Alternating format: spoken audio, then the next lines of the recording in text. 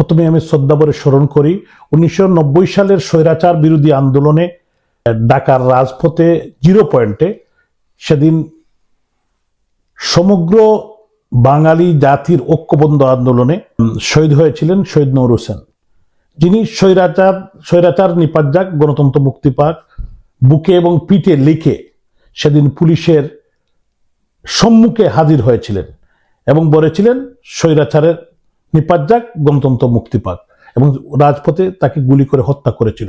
সেই 90 সালের 10ই নভেম্বর থেকে আজ পর্যন্ত, আজ অবধি সমস্ত মুক্তিকামী, স্বাধীনতাকামী এবং গণতন্ত্রকামী মানুষ, বাংলাদেশের মানুষ শহীদ নূর হোসেন দিবস পালন করে আসছে।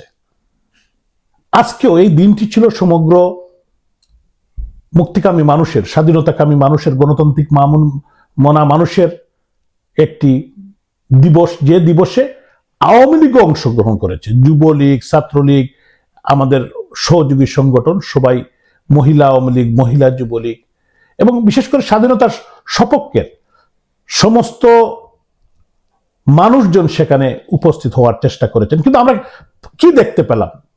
বর্তমান দখলদার ফেসিস্ট ডক্টর ইউনূসের বাহিনী সেখানে উপস্থিত হয়ে মহিলাদের উপর আক্রমণ করেছে। একটি মহিলাকে প্রায় 50 জন মিলে তারা নির্যাতন করেছে। আমরা কি দেখলাম? একজন প্রবাসীকে তারা পিটিয়ে হত্যার চেষ্টা করেছে। আমরা কি দেখলাম?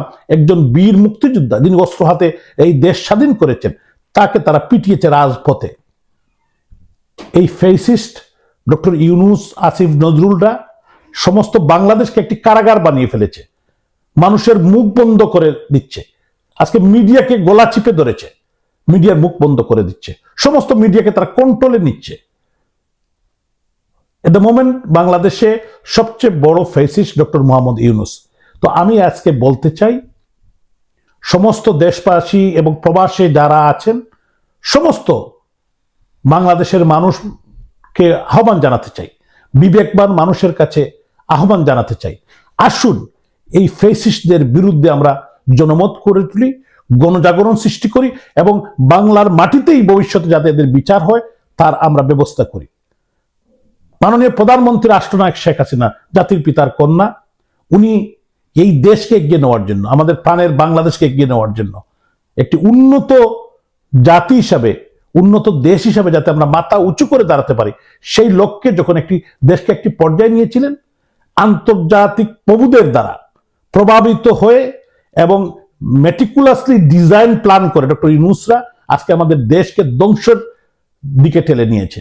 আজকে সারা বাংলাদেশ একটি খুনের রাজ্য পরিণত হয়েছে, ডাকাতের রাজ্যে পরিণত হয়েছে। কিছু সংখ্যক ইয়াং ফুলাফাইন যারা ছাত্র নামদারি, তারা কিন্তু আজকে বাংলাদেশকে একটি ধ্বংস দিকে নিয়ে যাচ্ছে। একটা সার্জিস আলম, হাসনাত সহ এদের যে আস্ফালন, এরা বাচ্চা ফুলাফাইন, তাদের যে আস্ফালন, কথাবার্তা, তাদের যে বেয়াদবি, আমার মনে হয় না তাদের যে পারিবারিক ব্যাকগ্রাউন্ড, তাদের কথার থেকে যেটা বোঝা যায়, তাদের বাপ মা, তাদের পরিবার থেকে তারা কিছু শিখে নেয়। কারণ একটি সর্বোচ্চ বিদ্যাপীঠে লেখাপড়া করেও তারা মুরব্বীদের সম্পর্কে, সিনিয়র সিটিজেনদের সম্পর্কে, জাতীয় নেতৃবৃন্দ সম্পর্কে যে কথাগুলা বলে, এটা অত্যন্ত দুঃখজনক। তো এই পোলাপানকে বোঝা উচিত যে এই বাংলাদেশ কিন্তু 90-এর স্বৈরাচার বিরোধী আন্দোলন বলেন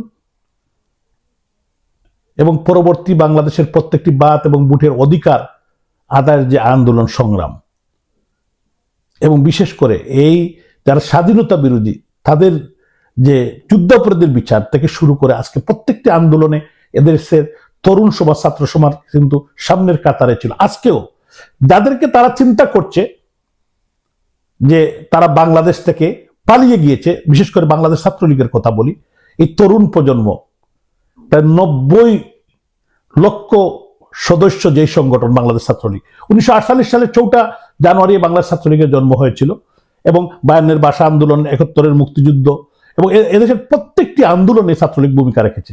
সেই ছাত্রলীগের কর্মীদের হৃদয়ে আগুন লাগিয়ে দিয়েছে, এদেরকে হত্যা করছে, এদেরকে নির্যাতন করছে, বাড়িঘর পুড়িয়ে দিচ্ছে। আজকেও রাজপথে ছাত্রলীগের অসংখ্য নেতা কর্মীকে তারা পিটিয়েছে।